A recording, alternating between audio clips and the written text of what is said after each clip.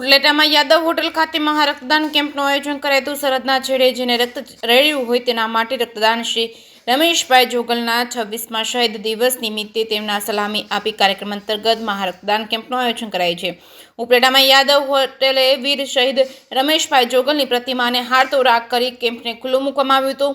કારગિલ યુદ્ધમાં વીર જવાનો શહીદ થયા હતા, તેમાંથી એક દેવભૂમિ દ્વારકા જિલ્લાના ભાણવડ તાલુકાના મેવાસા ગામના વીર જવાન આહિર રમેશભાઈ વિક્રમભાઈ જોગલ 6 જુલાઈ 1999ના રોજ વીરગતિ પામ્યા હતા। 6 જુલાઈના રોજ 26 વર્ષ પૂરા થવાના છે, ત્યારે વીર રમેશભાઈ જોગલની સલામી કાર્યક્રમ અંતર્ગત યાદવ હોટલ ખાતે મહારક્તદાન કેમ્પનું આયોજન કરાયું છે। આ મહારક્તદાન કેમ્પમાં પોરબંદરના સાંસદ મનસુખભાઈ માંડવિયાએ હાજરી આપી હતી અને ઉપલેટા ધોરાજીના કાર્યકર્તાઓ પણ હાજરી આપી હતી, જે માજી સૈનિક મંડળના સર્વ ભાઈઓએ હાજરી આપી હતી અને આ કેમ્પમાં શ્રી રામ બ્લડ બેંક પોરબંદર સેવા આપી હતી।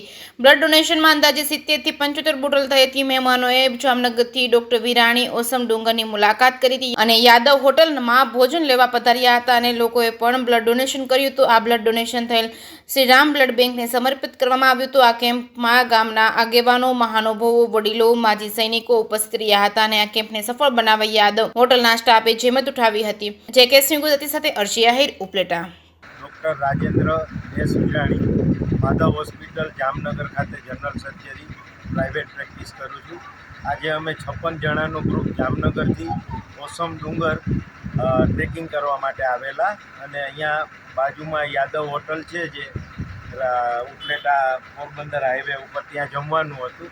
જમીને અમે બહાર નીકળીએ ત્યારે ખ્યાલ આવ્યો કે બાજુમાં શ્રી શાંતિ બ્લડ બેંકવાળાનું બ્લડ ડોનેશન કેમ્પ છે, તો અમે મુલાકાત લીધી ને અચાનક જ અમને પણ એમ થયું કે ચાલો આપણે પણ બ્લડ ડોનેશન કરીએ। અમે બ્લડ ડોનેટ પણ કર્યું અને એક કદાચ એવું ક્યાંક ભાગ્યમાં લખેલું હશે કે આ જગ્યાએ અમારું બ્લડ અમે ડોનેટ કરીએ।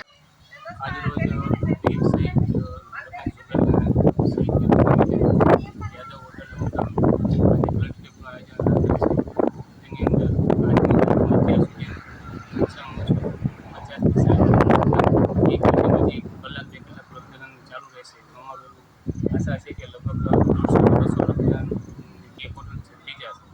યાદવ હોટલવાળા પ્રવૃત્તિ કરી એવી અમારી આશા છે। આજના કેમ્પમાં કોણ કોણ હાજર? આજના કેમ્પમાં કેન્દ્રીય